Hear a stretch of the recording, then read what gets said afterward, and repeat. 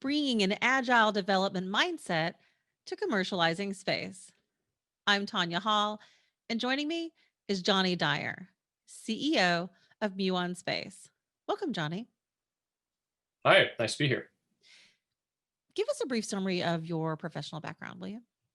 Yeah, I mean, my background was largely in kind of aerospace. I was chief engineer for one of the very early new space companies called Skybox Imaging for about 7 years. We launched remote sensing satellites and kind of were early in the wave of new space that we're seeing now. And then I've done some other things as well. I most recently was in Lyft's autonomous vehicle group running sort of hardware and systems engineering efforts. And in the process, kind of picked up a lot of really interesting knowledge about sort of the robotics, software, and AI revolution that's going on. And so a lot of what I'm kind of really interested in is like, how do we take some of those things that are going on in those areas and apply them, continue to apply them in space? How would you describe a software mindset and how does that apply to commercializing space travel?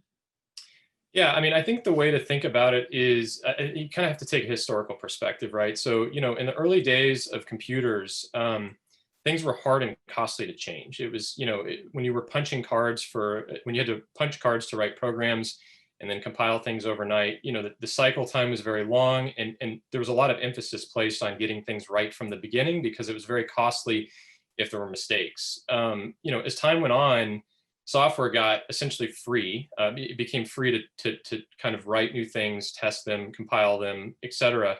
And so, you can kind of think of the cost of mistakes as having gone to zero in software in some ways. And I would say that really kind of came to fruition strongly when the PC came out, sort of in the 80s and the 90s. But it took a while for sort of the software world to catch up from sort of a development process perspective. They were very still, there was a lot of traditional kind of baggage associated with the old ways of doing things. And it was more in the late 90s and kind of early 2000s that things like, Agile software development started becoming a thing. And that was really embracing the fact that the cost of change and the cost of problems was basically zero. And so you want to take a much more iterative and sort of risk tolerant approach to development.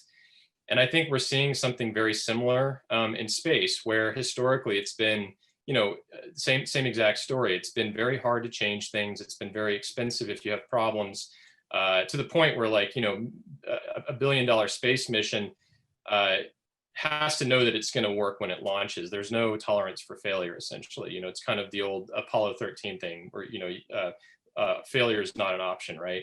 And I think what we're seeing is that as the kind of cost of failure has dramatically decreased and we've started to have more ability to iterate quickly in the space world, we need to start thinking about how we do that, kind of leveraging some of the things that have gone on in the software world in terms of mindset and approach.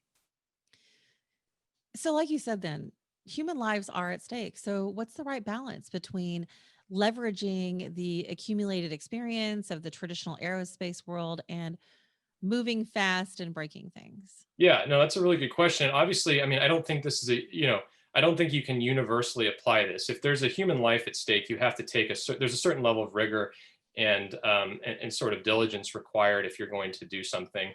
But the reality is that, the vast majority of activity that's going on in the space world right now does not involve humans. It's largely robotic systems, whether they're satellites or interplanetary probes.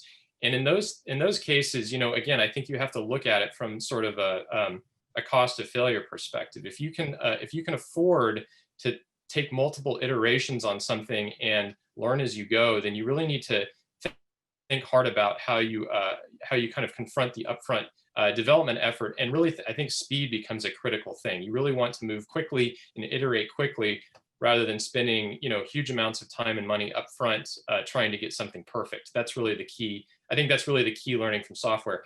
Now, I think, like you said, if there's a something that's so critical that it's going to endanger human life, or there's still certain types of missions that are so complex. A mission to Mars, for instance, is so complex and so difficult that it's going to be difficult to make the same arguments in terms of the cost of failure. And I don't think in those cases you necessarily need to completely upset the apple part. I still think there's a lot of lessons that are being learned on the kind of the smaller mission, less expensive side that can be applied in those areas. They just have to be applied a little bit more carefully. So then, do you innovate, invent, and find answers for questions that have yet to be asked, or do you target your efforts to markets and problems that are already clearly defined? I mean, I think in a perfect world, you want to do both because there's plenty of space in aerospace and in the space world, the commercial space world for disruption right now. I think there's a lot of companies out there. I recently did an interview with Swarm, who are basically disrupting existing markets by kind of taking this approach.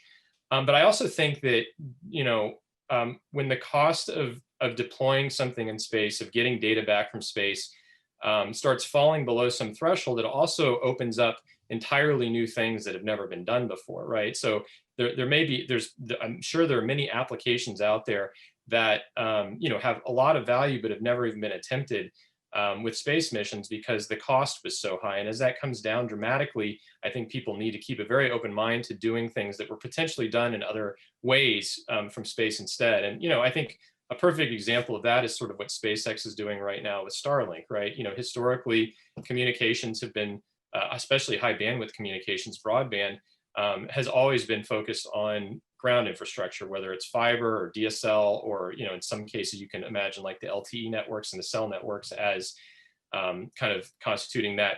And what Elon's insight has been is that the cost of space of doing things in space and the scale at which you can do things in space has improved so much now that those technologies are competitive with terrestrial technologies for delivering broadband to users. And I think that's a good example of a case where there was a known application and a product that was very valuable, but people had not really seriously considered doing it from space until recently. Speaking of disruption, what are the 2021 milestones for private enterprise in space? What do you see getting accomplished in the coming year, and what challenges will we have to overcome to get there? I think that one of the big things I'm excited about, if I kind of look at the ecosystem of a lot of, especially the small companies working in this area, is really seeing businesses kind of take off. There's been a lot of seeds planted in a lot of areas in terms of building out the basic technology, capability, deploying systems, and starting to develop product and getting revenue. And I think several of the entities are right on kind of the verge of really starting to build explosive businesses. And that's what I'm really excited to see. And I think we'll start to see that in 2021. I think beyond that, I think there's a lot of, in this sort of ecosystem, it needs to mature. So right now, a lot of if you want to do something in space, a lot of it is still very much DIY. You have to kind of either build everything yourself or piece together things from what I would call a fairly fragile ecosystem, both in hardware and software. And I think, in some ways, again, I'll make the analogy back to kind of the PC industry in the 80s when, if you wanted a PC, you had to buy a kit and put it together yourself. And so that kind of inherently limits the accessibility of a lot of these technologies. And I think what we're going to start seeing, I don't know if it'll be in 2021, but certainly in the next few years, is a lot of standardization, a lot of significant improvements in the supply chain, both hardware and software, that enable people to put together missions in ways that are not so much kind of a DIY, pick your own sort of adventure way, but you can actually have some confidence that big pieces are available. You can start assembling them quickly together into whatever you're trying, and really focus more on the product rather than having to build out all the technology. Jonny Dyer, CEO at Muan Space. Thanks again for your time, Jonny. If somebody wants to connect with you, how can they do that? Generally, LinkedIn is the best place to contact me. Just ping me a message, and I'll happily respond. There you go. And find more of my interviews right here on YouTube, iTunes, and Spotify, or at tonyahall.net. Thanks for watching.